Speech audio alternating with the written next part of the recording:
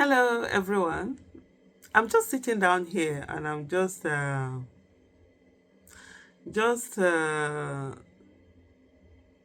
I say contemplating or just thinking? And what I've been thinking about is Dave Umahi. Dave Umahi has been running his mouth that he wants to debate Peter Obi. And now he's debating the whole of Nigeria. The issue on in front of him is more than the one that he focused on Peter Obi and whatever. It's the whole Nigeria. Share that debate that he's looking for, but he has gotten it. But he did not get it with who he wanted to get it with. He has gotten it with the whole Nigeria because people are asking, this lady that died in your house, what happened to her? How come she was in your house in the first place? What's your business with her? What is your relationship with her? She's not your sister. She's not your sister-in-law. Why is she in your house? All the explanation. You know when they say you go explain tire. Now there Umahi dey o. Umahi they explain where they explain tire. And you know one thing, there's something in my place. They used to say that if people are fighting you and you are not fighting them back, that God will fight your war for you. And even me sometimes I tell people, I say I don't fight my fight too. Anybody is doing anyhow, the person go collect. And not be saying I me go do anything. Not just like that.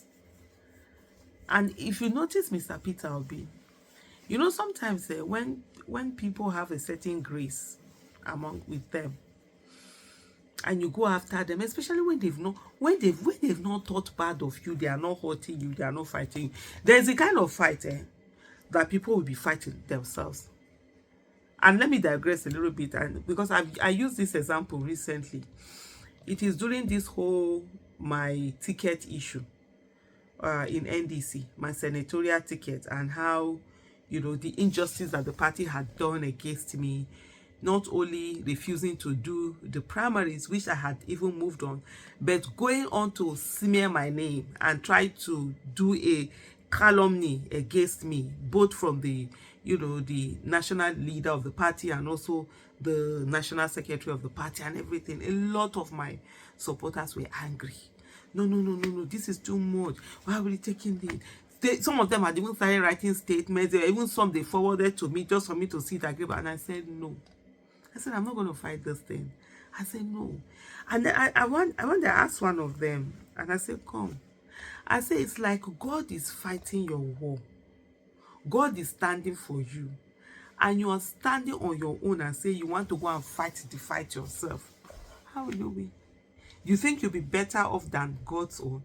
So I said there's no need, because at the end of the day, even the thing that they did, that they wanted to turn the whole nation against me by lying, going out to lie and say that, oh, Aisha was giving a House of Rep ticket. She said she was too big for it on national TV, unprovoked.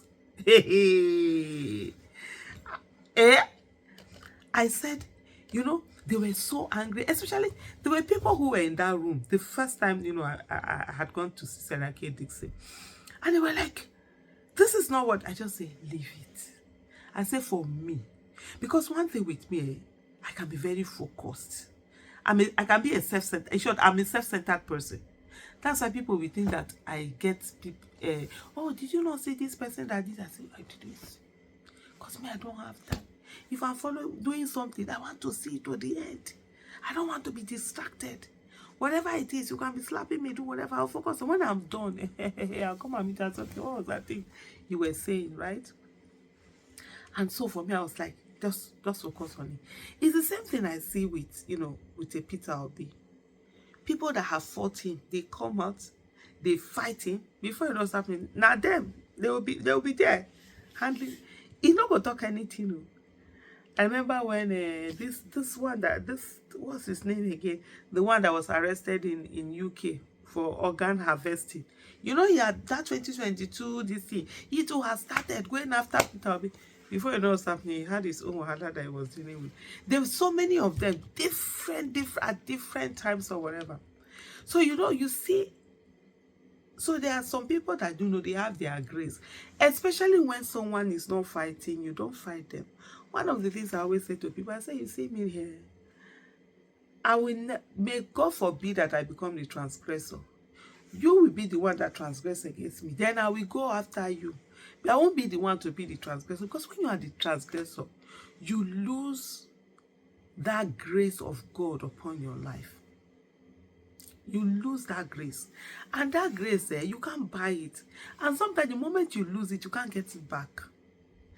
And another digression again, because this whole issue that we had, you know, when the issue of because I have even a lot of people, even up till now, people will call me, it's not too late, Biko, please come and accept. Why didn't you accept the House of Rep ticket? Why? I say come. I say sit down.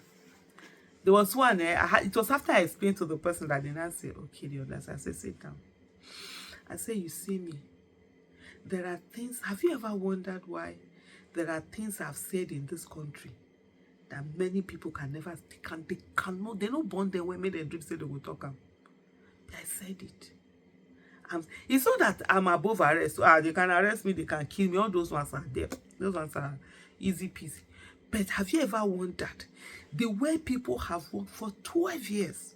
There are people right from during Jonathan's, oh, we will see the end of this woman. This woman will see, but every time I'm always a step ahead. God, I'm always protected. I say, have you ever wondered? I say, it is by God's grace. It's not my grace. And one thing I know I've always tried to do is to stay on the side of justice, equity, and truthfulness. I say, even if it's against me, I will stand on it. Even if it's the person I support. If Peter Obi does anyhow today, me, Aisha, it's if I come out, my principal no try, no do it there. Yes, we all make mistakes. I will move on from there. But it's not the one I'll come and start lying. But you know that no. I say I try to stand on the path of truth, justice, equity. And then say to them, you see this House of Ref this thing is for me to go and take it, they will not give it to me. It's the same injustice that was done to me in Senate that you want me to now do to others. I will not be the person being a beneficiary of an unjust process. I said then I would have done injustice to the 20 people. 20 people bought form. So if the party had decided that the form, why did they sell it to 20 people? 20 people I said they bought form. Then I will now go and collect it. And I said to them, I will now become part of those who are doing injustice. I said, the day that I do it is the day that I will lose that grace that has been upon my life. Because most of the things I do, it's on me. I go to events sometimes, or I say certain things. I can tell you at the last minute, I didn't plan saying it. I didn't, because most times, you know me, I speak from my head. I'm not someone who reads. I speak better than I write. When I'm writing, my thoughts are too fast for my writing.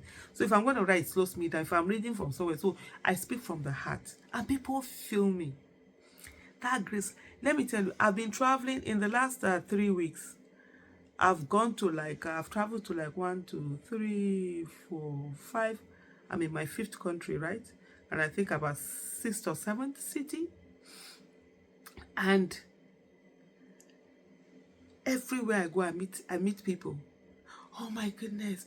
Are you sure? I saw one professor at the airport. It was the day before yesterday. He was almost like crying. Oh my goodness, I can't believe I've seen you. I can't see. He's a professor in one of these European countries. I can't believe. Oh my God, you are my role model. You are this. I say all of this is grace. I've enjoyed this grace because God knows. I'm not saying I don't make mistakes. I make mistakes. But any mistake I make, it's not like a deliberate mistake. It's an honest mistake. And then I've enjoyed God's grace, God's protection. That's what I said to them.